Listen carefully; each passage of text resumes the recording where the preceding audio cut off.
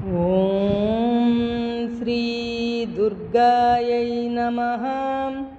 अध श्री दुर्गा सप्तशती चतुर्दोऽध्याय। जानम् ॐ कालाभ्राभां कटाक्षैररिकुलभयदां मौलिबद्धेन्दुरेकां शङ्खं चक्रं कृपानं त्रिशिखमपि करैरुद्वहन्तीं त्रिनेत्रां सिंहस्कन्धाधिरूढां त्रिभुवनमखिलं तेजसा पूरयन्तीं ध्यायेत् दुर्गां जयाख्यां त्रिदशपरिवृतां सेवितां सिद्धिकामये। ॐ ऋषिरुवाच शक्रादय सुरगणा निहतेति वीर्ये तस्मिन् दुरात्मनि सुरारिबले च देव्या तां तुष्टुः प्रणतिनम्रशिरोदरान् सा वाग्भिः प्रहर्षपुलकोद्गम चारुदेहाः देव्या यया ततमिदं जगदात्मशक्त्या निःशेषदेवगणशक्तिसमूह मूर्च्छा तामम्बिकामखिल देवमहर्षिपूज्यां भक्त्या नतस्मा विदधातु शुभानि सा न यस्याः प्रभावमतुलं भगवाननन्तो ब्रह्मा हरश्च नहि वक्तुमलं बलं च सा चण्डिका किल जगत्परिपालनाय नाशाय च शुभभयस्य मतिं करोतु यस्त्री स्वयं सुकृतिनां भवनेष्वलक्ष्मी पापात्मनां कृतधियां हृदयेषु बुद्धि श्रद्धा सतां कुलजनप्रभवस्य लज्जा तां त्वां नतास्मा परिपालय देवि विश्वं किं वर्णयाम तव रूपमचिन्त्यमेतत् किञ्चातिवीर्यमसुरक्षयकारि भूरि किं चाहवेषु चरितानि तवाद्भुतानि सर्वेषु देव्यसुरदेवगणादिकेषु हेतुः समस्तजगतां त्रिगुणापि दोषैर्न ज्ञायसे हरिहरादिभिरप्यपारा सर्वाश्रयाखिलमिदं जगदन्त्यभूतमव्याकृता हि परमा प्रकृतिस्त्वमाज्या यस्या समस्तसुरता समुदीरनेन तृप्तिं प्रयाति सकलेषु मकेषु देवी स्वाहासि वै पितृगणस्य च तृप्तिहेतुरुच्चार्यसे त्वमत एव जनैस्वदा च या मुक्तिहेतुरविचिन्त्य महाव्रता त्वम् अभ्यस्यसे सुनियतेन्द्रियतत्त्वसारै मोक्षादिभिर्मुनिभिरस्त समस्तदोषैर्विज्यासि सा भगवती परमा हि देवी शब्दात्मिका सुविमलर्घ्यजुषां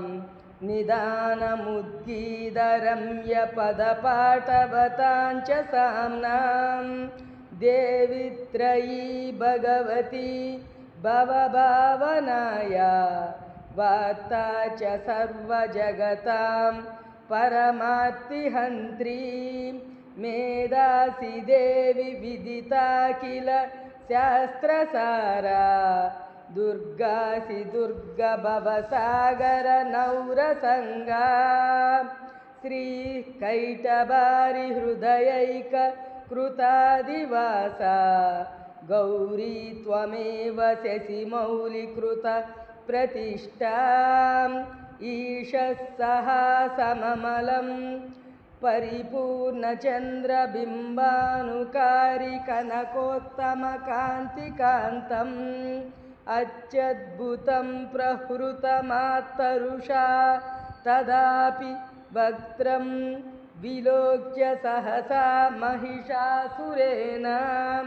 दृष्ट्वा तु देवि कुपितं भ्रुकुटीकराला मुज्जच्च शाङ्कसदृशच्च वियन्नसज्ज प्राणान् मुमोच महिषस्तदतीव चित्रं कैर्जीव्यते हि कुपितान्तकदर्शनेन देवि प्रसीद परमा भवती भवाया सज्जो विनाशयसि कोपवती कुलानीं विघ्नातमेतदधुनैव यदस्तमेता नीतं बलं सुविपुलं महिषासुरस्य ते सम्मता जनपदेषु धनानि तेषां यशांसि न च सीदति धर्मवर्ग धन्यस्त एव निभृतात्मज भृत्यदारा येषां सदाभ्युदयदा भवती प्रसन्ना धन्यानि देवि सकलानि सदैव कर्माण्यच्चादृत प्रतिदिनं सुकृती करोति स्वर्गं प्रयाति च ततो भवति प्रसादाल्लोकत्रयेऽपि फलदा ननु देवि तेन दुर्गे स्मृता हरसि भीतिमशेषजन्तो स्वस्तै स्मृता मतिमतीव शुभां ददासि दारिद्र्यदुःखभयहारिणि का त्वदन्या सर्वोपकारकरणाय तदार्द्रचित्ता ये बिर्हतैर्जगदुपैति सुखं तदैते कुर्वन्तु नाम नरकाय चिराय पापं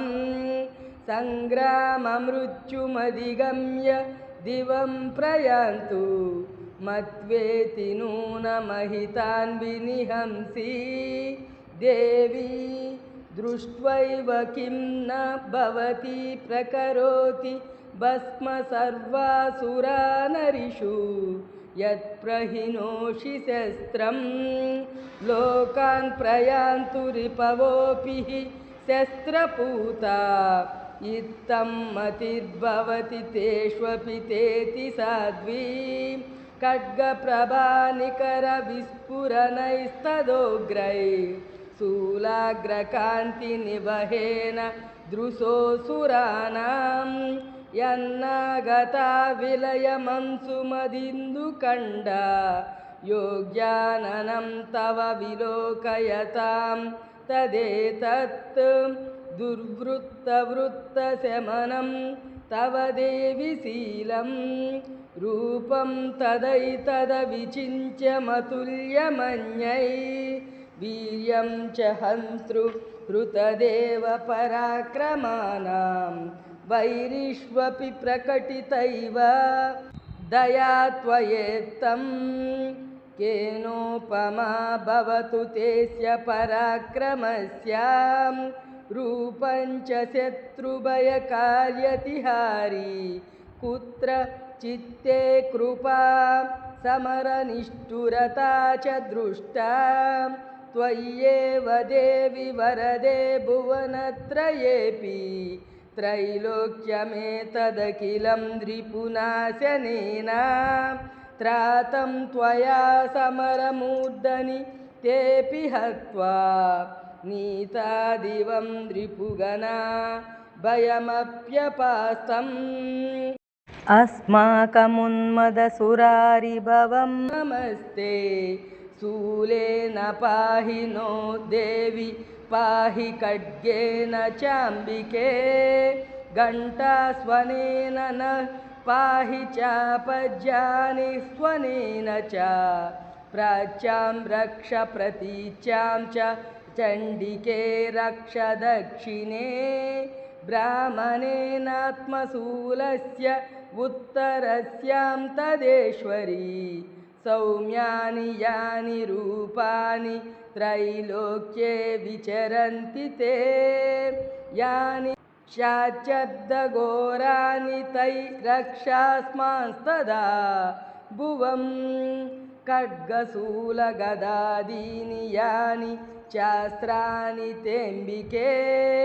करपल्लवसङ्गीनि तैरस्मान् रक्ष सर्वतः ऋषिरुवाच एवं स्तुतासुरैर्दिव्यैः कुसुमैर्नन्दनोद्भवैः अर्चिता जगतां धात्री तदा गन्धानुलेपनैः भक्त्या समस्त्रैः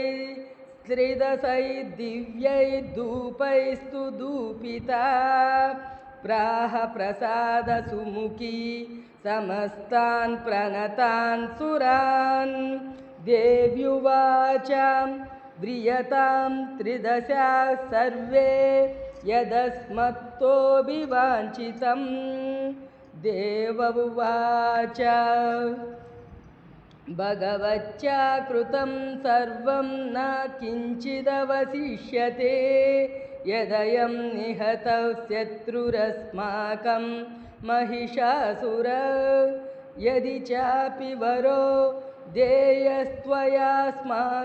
महेश्वरी संस्मृता त्वं नो हिंसेदा परमापद यश्च मच्च स्तवैरेभिस्त्वां स्तोष्यत्यमलानने तस्य वित्तद्दिविभवैर्धनधारादिसम्पदां वृद्धये स्मत्प्रसन्ना त्वं भवेदा सर्वदाम्बिके ऋषिरुवाच इति प्रसादिता देवैर्जगतोऽद्ये तदात्मनं तदेत्युक्त्वा भद्रकाली बभूवान्तर्हिता नृपा इच्चेतत्कथितं भूपसम्भूता सा यदा पुरा देवी देवशरीरेभ्यो जगत्त्रयहितैषिणी पुनश्च गौरी देहात् सा समुद्भूता यदाभवत् वधाय दुष्टदैत्यानां तदा शुम्भनिशुम्भयो रक्षणाय च लोकानां देवानामुपकारिणी तच्छृणुष्व मया ख्यातं यदा वत्कथयामि ते ह्रीं ॐ इति श्रीमार्कण्डेयपुराणे सावर्णिके मन्वन्तरे देवी माहात्म्ये शक्रादिस्तुतिर्नाम चतुर्थोऽध्यायः।